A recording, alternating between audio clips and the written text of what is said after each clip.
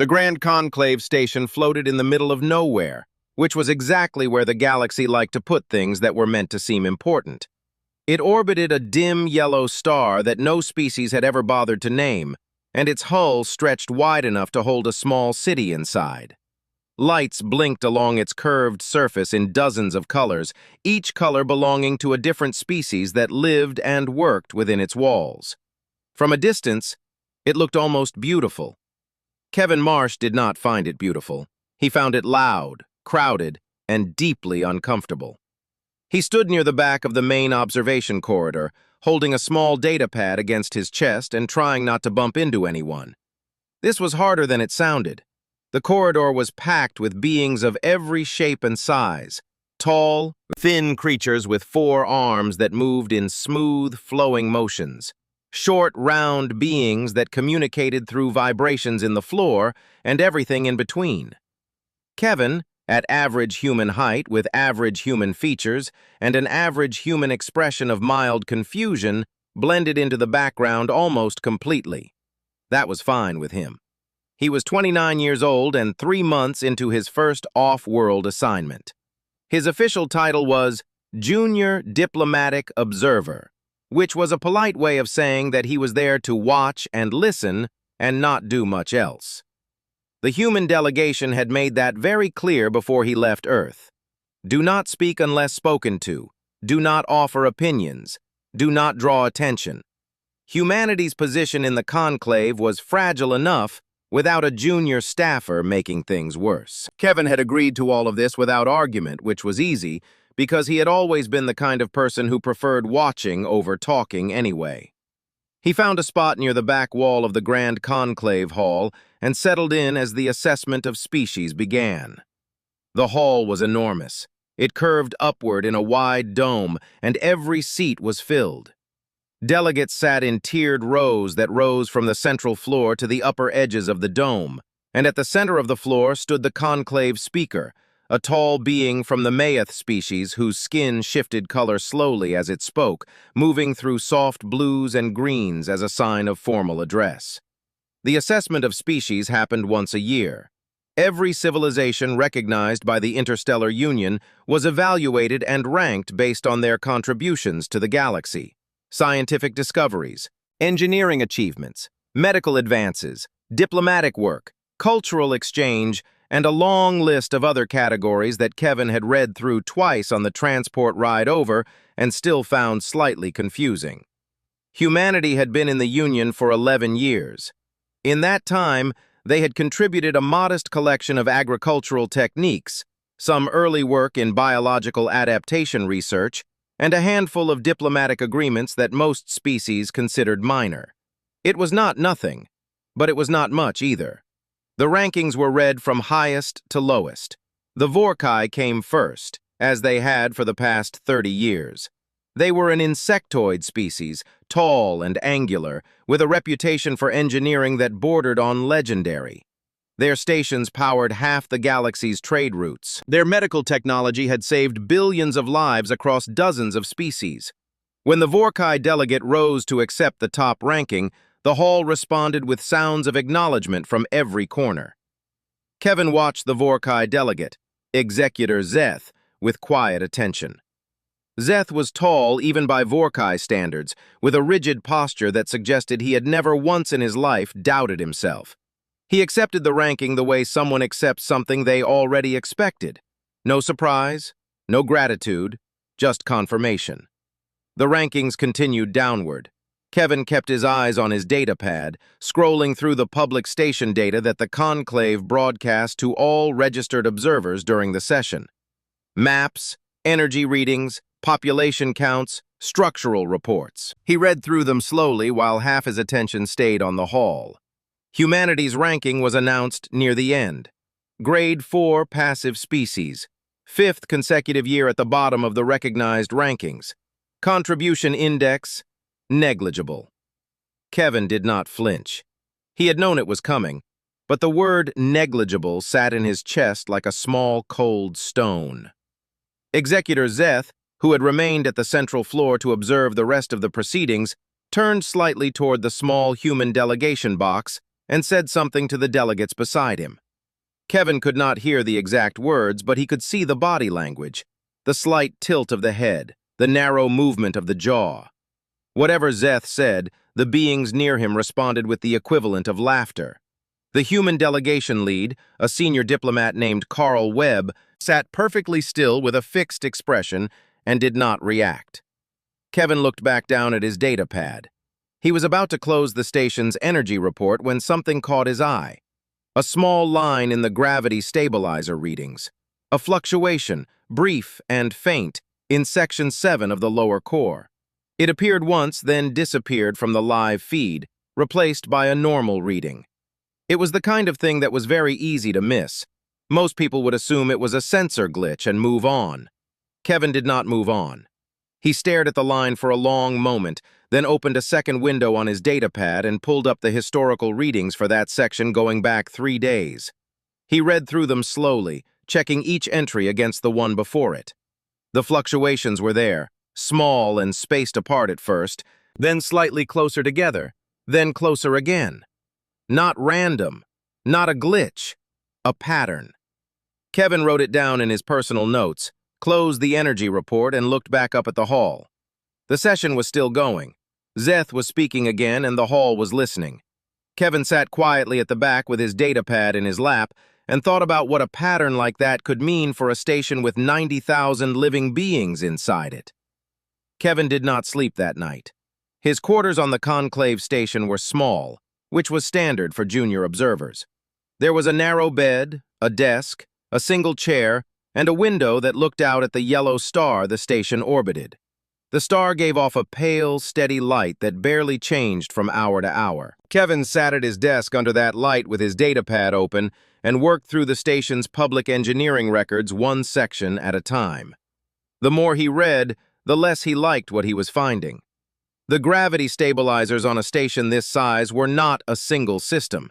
They were a network of connected units spread across the lower core, each one depending on the others to maintain the right balance of pressure and force. The station's designers, the Vorkai, had built the system with extraordinary precision. On paper, it was nearly perfect. The tolerances were tight, the redundancies were layered, and the whole thing was monitored by automated systems that flagged any reading outside a set range. The problem was the range itself. Kevin found it after 2 hours of careful reading. The automated system was set to flag fluctuations above a certain threshold, which made sense. But the fluctuations he had spotted in Section 7 were staying just below that threshold, each one small enough to pass through the system unnoticed. Individually, they meant nothing. Together, reading them in sequence, they described something that was slowly and quietly getting worse. He built a simple chart on his datapad, plotting each fluctuation against time. The line it made was not dramatic. It did not spike or jump. It curved upward in a long, slow arc, the way a road bends so gradually that you do not notice you are turning until you are facing a completely different direction. Kevin stared at the chart for a long time. Then he calculated, as carefully as he could with the public data available to him, how long before the arc reached the point where the automated system would finally catch it. The number he got was not good. He packed his datapad under his arm, put on his jacket, and went to find the Vorkai engineering office. The engineering office was on the mid-level of the station, behind a wide door marked with Vorkai script that Kevin could not read, but had been told meant something close to authorized personnel only. He knocked anyway. After a long pause, the door opened and a Vorkai technician looked down at him with the particular expression that Kevin had come to recognize as polite disinterest. Kevin explained who he was. He explained what he had found. He showed the technician his chart on the datapad and walked through the numbers as clearly as he could, keeping his language simple and his tone calm. The technician looked at the chart for about 4 seconds. Then the technician told Kevin in flat and careful words that the monitoring systems were functioning within certified parameters, that Vorkai engineering standards were the highest in the galaxy, and that a junior human observer reading public data in his quarters at night was not in a position to identify problems that certified Vorkai systems had not flagged. Kevin asked if someone more senior could take a look. The technician closed the door. Kevin stood in the corridor for a moment. Then he went to find Carl Webb. Webb was the head of the human delegation, a man in his late 50s with gray at his temples and the careful manner of someone who had spent a long career avoiding disasters. Kevin found him in the delegation office, already preparing for the morning's session. Kevin laid out everything he had found, the same way he had explained it to the Vorkai technician, with the same calm and the same chart. Webb listened. He listened properly, which Kevin appreciated. Then Webb leaned back in his chair and was quiet for a moment. He told Kevin that he understood the concern. He told Kevin that the numbers were worth paying attention to. Then he told Kevin that after yesterday's assessment results, the human delegation could not afford to be seen making accusations against Vorkai engineering. Not without absolute proof, not without a certified technical authority backing the claim. If Kevin went around the station telling people the Vorkai had built something flawed, and he turned out to be wrong, it would not just embarrass Kevin. It would set back every diplomatic relationship humanity had spent the past 11 years carefully building. Webb told Kevin to document what he had found, send it through the proper request channels, and wait for a response. Kevin asked how long that would take. Webb said the standard review period was 10 to 14 days. Kevin did not say anything else. He thanked Webb, left the delegation office, and stood in the corridor outside with his datapad in his hand and a very quiet feeling settling over him. He did not have 10 to 14 days. Based on his calculations, he had somewhere between 30 and 40 hours before the cascade failure moved past the point where it could be corrected with the tools and access available in the station's public maintenance bays. After that point, it would require a full emergency shutdown of the core systems, which would take longer than the station had. He walked slowly through the station, thinking. He took a longer route back toward his quarters, moving through the lower corridors near the maintenance bays, which were quieter than the upper levels and smelled faintly of machine oil and recycled air. He stopped walking when he heard a sound coming from behind a half-open maintenance door. The steady, careful sound of someone working on something small and precise. Kevin looked through the gap in the door. A young technician was crouched on the floor of the maintenance bay, running a diagnostic tool along a section of conduit piping, checking each joint with slow attention. The technician was Lauren, a species Kevin recognized by the pale silver color of their skin and the wide set of their eyes. Young, Kevin thought, probably not much older than himself. The technician looked up and saw Kevin standing in the doorway. Neither of them said anything for a moment. Then Kevin held up his datapad and asked, in a quiet and straightforward voice, if the technician had a few minutes to look at something. The technician looked at the datapad, then looked at Kevin, then set down the diagnostic tool and said in accented but clear common tongue that they had a few minutes. Kevin stepped through the door and sat down on the floor of the maintenance bay, cross-legged, datapad open across his knees. He started from the beginning. The Lauren technician's name was Sewell. Kevin learned this in the first minute, along with the fact that Sewell had been working on the Conclave station for 2 years, that Sewell had trained in structural systems maintenance, and that Sewell had a habit of tilting their head to one side when listening carefully, which they did for the entire time Kevin was talking. Kevin walked through everything. The fluctuations in Section 7, the pattern in the historical data, the chart, the threshold problem with the automated monitoring system. He spoke slowly and used the simplest words he could find, not because he thought Sewell needed simple words, but because he had learned a long time ago that simple words were harder to argue with than complicated ones. When Kevin finished, Sewell did not say anything for a moment. Sewell took the datapad gently, held it close, and looked at the chart the way someone looks at a thing they recognize but were not expecting to see. Then Sewell said quietly that the chart was correct. Kevin felt something loosen in his chest. Sewell explained in careful common tongue that Lauren's structural training placed a strong emphasis on cascade recognition, the way small connected failures build on each other in systems that are designed too tightly. The Vorkai built their systems with extraordinary precision, which was also their weakness. A loosely built system had room to absorb small errors. A precisely built system did not. When something began to go wrong in a Vorkai system, it went wrong in a very organized and very fast way. Sewell looked at Kevin's timeline calculation and adjusted two of the numbers using information from the station's internal technical database, which Sewell had access to as a certified technician. The adjustment did not make things better. It made the timeline shorter. They did not have 30 to 40 hours. They had 36 hours at the outside, possibly less. Kevin asked Sewell what the repair would require. Sewell pulled up the schematics for the lower core stabilizer network on a wall panel, and they both stood in front of it, studying the layout. The damage, such as it was, had not yet reached the central units. It was still moving through the outer ring of stabilizers in Section 7, tightening gradually the way a knot tightens when you pull the wrong end of a rope. If they could interrupt that tightening at 3 specific junction points before it reached the 4th, the cascade would stop on its own. The system would be weakened but stable. It could be properly repaired later with full authorization and the right equipment.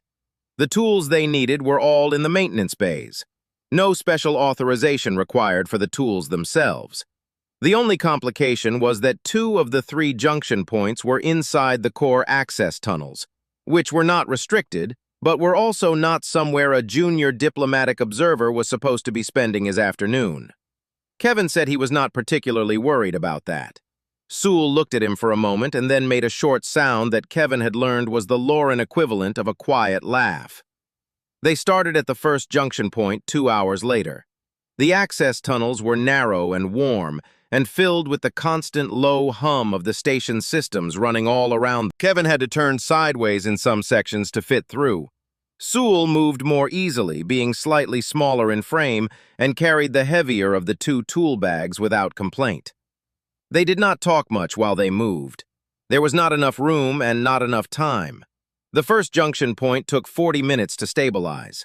The work was careful and repetitive, loosening pressure in one section while reinforcing a neighboring connection, checking the readings after each adjustment, then doing it again. Kevin's hands ached from the unfamiliar tools. He kept working. Sewell watched Kevin's technique during the first junction and said nothing critical, which Kevin took as a reasonable sign. At one point, Sewell reached over and adjusted the angle of Kevin's grip on a tension wrench without explanation, and the next movement went more smoothly, so Kevin kept the new grip for the rest of the work. They were on their way to the second junction point, moving through a wider section of tunnel, when they heard voices and stopped. 3 junior technicians from different species were gathered at a junction in the tunnel ahead, reviewing something on a shared display. They looked up when Kevin and Sewell appeared. There was a brief silence of the kind that happens when nobody is sure who is supposed to speak first. Sewell spoke. Sewell explained the situation in a straightforward way, the same way Kevin had explained it in the maintenance bay. The pattern, the chart, the timeline, the 3 junction points. Sewell did not dramatize it. Sewell simply told the truth about what was happening and what needed to be done about it. The 3 technicians looked at each other. Then they looked at Kevin, who was standing in a narrow tunnel with sore hands and a tool bag and an expression of calm tiredness. One of the technicians, a being Kevin did not know the species name of, asked a short technical question about the stabilization method. Kevin answered it. The technician thought about the answer for a moment, then picked up a tool from the bag hanging at their side and asked which direction the second junction point was. By the time they reached the second junction, there were 5 of them. The second junction was harder than the first. The connections were older and had more resistance, and the space was tighter, which meant only 2 people could work at a time while the others passed tools and monitored the readings on a portable display Sewell had brought from the maintenance bay. Kevin and Sewell worked the junction together in shifts, switch every 20 minutes because the position required holding an awkward angle that tired the arms quickly. At one point, Kevin sat back against the tunnel wall to rest for a moment, and one of the other technicians handed him a small container of something warm to drink without being asked. Kevin nodded his thanks and drank it without asking what it was.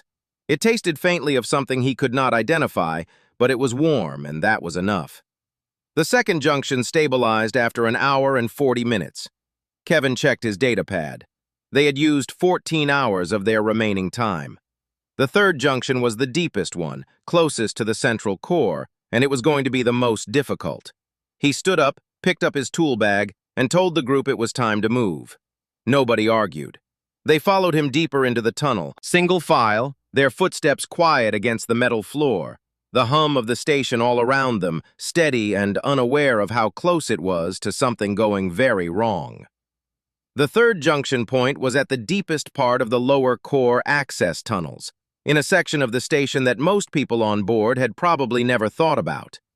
The walls here were older, the metal darker, and the hum of the station was not a background sound anymore. It was a physical thing, felt in the chest and the soles of the feet. The gravity stabilizers were close. Kevin could feel the weight of what they were doing more clearly here than anywhere else. He crouched in front of the junction housing and opened the panel with careful hands. What he saw inside made him go still for a moment. The connections at this junction were not just stressed. Two of the relay links had already begun to separate, pulling apart from each other by a small but very real distance. The cascade had moved faster in the deeper section than his calculations had predicted. He had expected to find a problem developing. He had found a problem that was already well underway. Sewell crouched beside him and looked at the same thing. Sewell was quiet for a moment, then said in a low voice that they needed to work quickly and carefully at the same time, which was the hardest combination. Kevin agreed. He set down his tool bag, took a slow breath, and began. The repair at the third junction was different from the first two. At the first junction, they had been reinforcing connections that were weakening. At the second, they had been correcting pressure imbalances. Here, they needed to physically bring two relay links back into alignment and hold them there while re-securing the housing, all without putting stress on the surrounding connections that were already under more strain than they were designed to handle. It was the kind of work where one wrong movement did not just slow things down. One wrong movement made everything worse. Kevin worked slowly. He talked through each step out loud as he went, not for any dramatic reason, but because saying the steps aloud helped him think through them in the right order. Sewell listened and handed tools across at exactly the right moments, reading the rhythm of the work without needing to be told. The other technicians in the tunnel kept the portable display running and called out the readings every few minutes. The numbers were not good, but they were not getting worse. That meant the first two junctions were holding. That was something. They were 40 minutes into the third junction repair when they heard footsteps in the tunnel behind them. Heavy, deliberate footsteps, more than one set, moving with the kind of pace that meant authority. Kevin did not look up from the junction housing. Executor Zeth arrived in the tunnel with two senior Vorkai engineers behind him. Zeth had to angle himself carefully to fit through the tunnel section, and the indignity of that seemed to add itself to his expression as he looked at the group gathered around the open junction panel. His eyes moved across the scene, the tools, the portable display, the mixed group of junior technicians from various species, and Kevin kneeling on the floor of the tunnel with his hands inside a Vorkai-built core system. Zeth told them, in a voice that left very little room for misunderstanding, to stop what they were doing immediately. Nobody moved. Zeth said it again, directing the words specifically at Sewell this time, telling Sewell that an unauthorized repair attempt on a certified Vorkai system was a serious violation, and that everyone present would face a formal review. Sewell stood up straight and looked at Zeth directly. Kevin had not seen Sewell do that before, stand in a way that took up the full available space rather than making room. Sewell picked up the portable display, walked the 2 steps to where Zeth was standing, and held the screen up so that Zeth could see the numbers clearly. Sewell did not make a speech. Sewell simply pointed to the cascade progression line on the display and told Zeth the current rate, the projected rate, and the time remaining before the failure moved past the third junction into the central stabilizer units. Then Sewell told Zeth what would happen to the station after that point, in plain words, without any softening.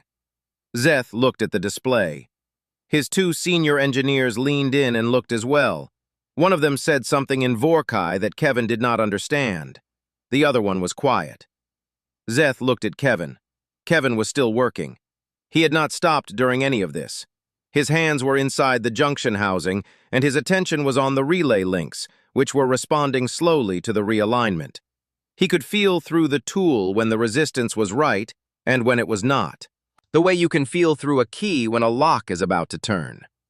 Zeth said nothing for a long moment. Then he looked back at the display in Sewell's hands. Then he looked at his two senior engineers. One of them gave a very small movement that was not quite a nod, but was not a disagreement either. Zeth stepped back. He did not give permission exactly. He simply stopped giving the order to stop. Kevin understood the difference and kept working. The next hour was the most demanding of the entire repair. Kevin's arms ached from the sustained, careful effort. Sweat gathered along his collar. The readings on the portable display climbed twice to points that made the tunnel go very quiet before settling back down. At one point, a connection slipped, and Kevin held his breath for 3 full seconds before it caught and held. Sewell talked him through the hardest section with short, clear instructions, the same way Kevin had talked through the earlier junctions. The other technicians passed tools in silence. Even Zeth's two senior engineers, after a few minutes, began calling out readings from a second monitor they accessed on the tunnel wall, contributing to the work without being asked and without acknowledging that they were doing so. The last relay link seated into alignment with a resistance that Kevin felt more than heard, a firm and final settling of metal finding the position it was supposed to be in. Kevin tightened the housing, checked the seal, checked it again. He told Sewell to watch the display. The readings on the cascade progression line, which had been climbing since they arrived at the third junction, flattened. Then slowly, they began to fall. One point at a time, in the careful way that real things change when they are actually getting better rather than just appearing to. The technician on the portable display called out each drop as it came. The tunnel was otherwise silent. Even the hum of the station seemed to change slightly. Or perhaps that was only Kevin's exhausted mind finding patterns in sound. The line reached stable. Nobody said anything for a moment.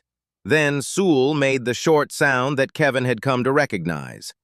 The technician who had handed Kevin the warm drink earlier made a different sound, lower and longer, which Kevin did not know but understood by the feeling of it.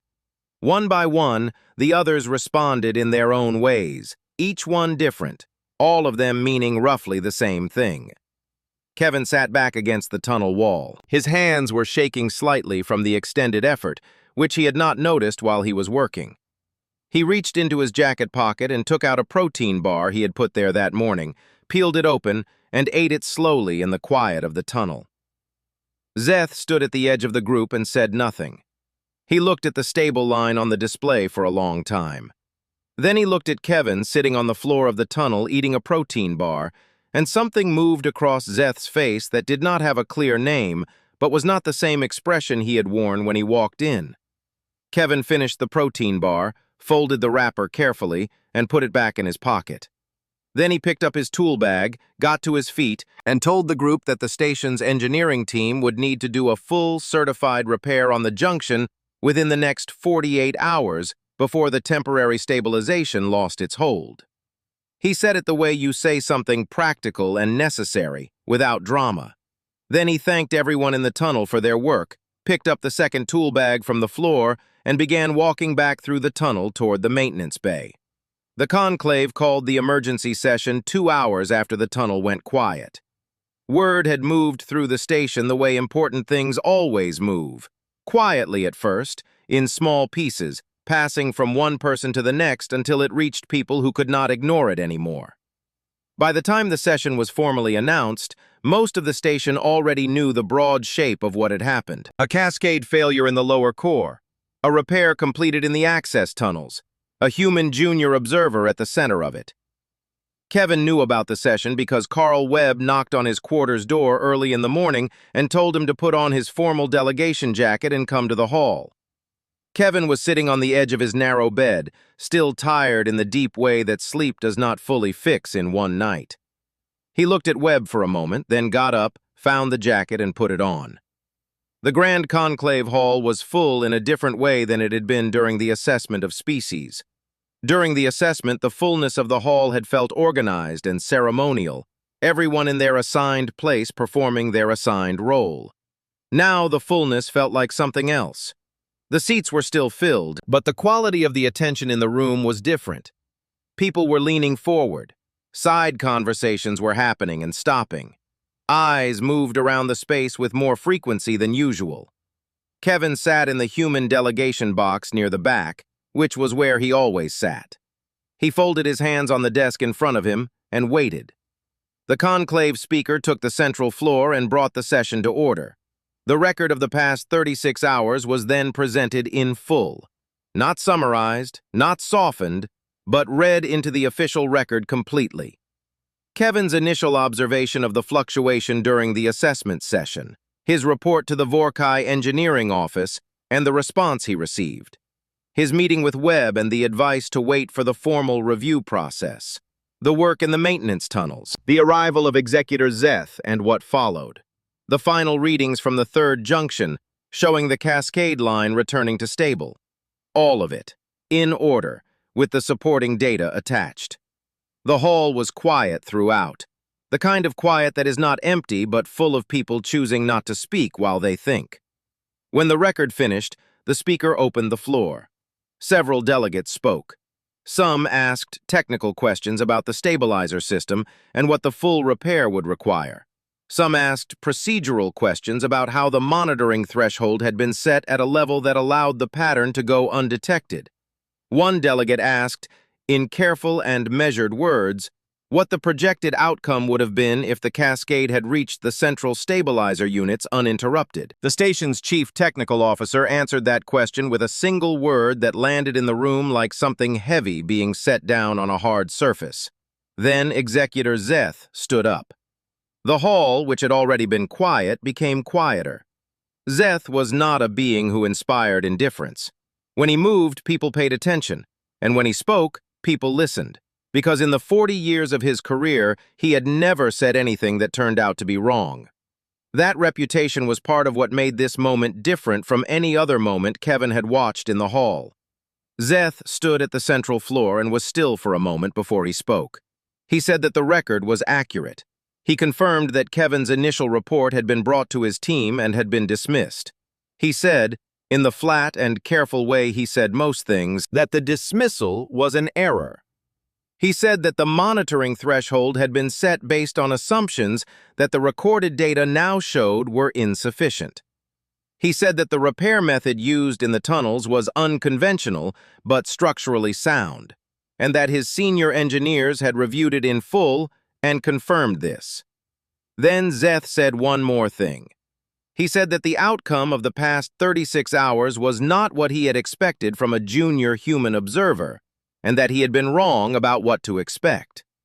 He sat down. The hall took a moment to absorb that. Zeth had never, in 40 years, said publicly that he had been wrong about anything. Webb, sitting 2 seats from Kevin in the delegation box, let out a slow and careful breath. Kevin looked at his hands on the desk and said nothing. The session continued for another hour, covering procedural matters and scheduling the full certified repair of the junction systems. Kevin listened to all of it without speaking. When the session ended and the hall began to empty, he remained in his seat for a few minutes while the space cleared around him. Sewell appeared at the entrance to the delegation box and waited there until Kevin noticed. Kevin crossed the hall and they stood together near the wide doors. Sewell told Kevin that a formal proposal had been submitted to the Lauren Technical Authority that morning. A request to open an engineering exchange program between the Lauren Technical Institutes and human institutions on Earth. It was early, Sewell said. These things took time, but the proposal was submitted and it was real. Kevin looked at Sewell for a moment. Then he said thank you, and meant it in a way that was larger than the words. Sewell made the short, quiet sound. Then Sewell turned and walked back into the emptying hall. Over the next 2 days before Kevin's transport was scheduled to leave, 3 things happened that were not announced in any session and did not appear in any official record. 6 delegates from 6 different species quietly introduced themselves to the Human Delegation Office for the first time in the 11 years humanity had held its place in the conclave. They came individually, at different times, and each meeting was brief and careful, the way first meetings tend to be when both sides are figuring out what the other one is. But they came.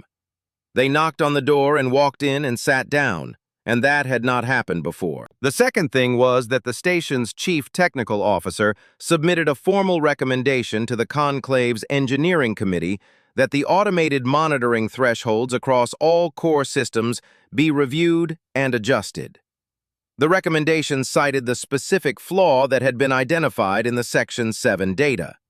It did not cite Kevin by name, but the supporting documentation did, in a footnote that anyone reading carefully would find. The third thing was smaller than the other two, and Kevin did not learn about it until he was already on his transport heading home. Sewell sent him a short message through the station's communication system. It said only that the full certified repair on the third junction had been completed that morning, and that the readings were clean across the entire stabilizer network, and that the technicians who had worked in the tunnel had all signed their names to the repair record, which was a Lauren tradition, meaning that you stood behind the work you had done. Kevin read the message twice. Then he put his datapad down on the seat beside him and looked out the transport window at the station growing smaller behind them, its lights still blinking in dozens of colors against the dark. He took out his own datapad and opened a message to his sister Lucy back on Earth. Lucy was 24 and worked in urban planning and had absolutely no interest in galactic politics, which Kevin had always found refreshing. He typed a short message. It said that it had been a long week and that he was coming home soon, and that he would tell her about it over dinner if she wanted to hear it, and that it was a strange and complicated story, but that he thought it had ended well. He sent the message and put the datapad away.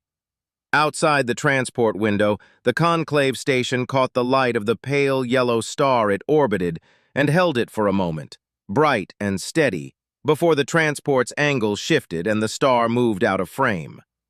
Somewhere inside that station, on a galactic news network that broadcast across dozens of systems to beings of every shape and kind, a single story was moving through the feeds.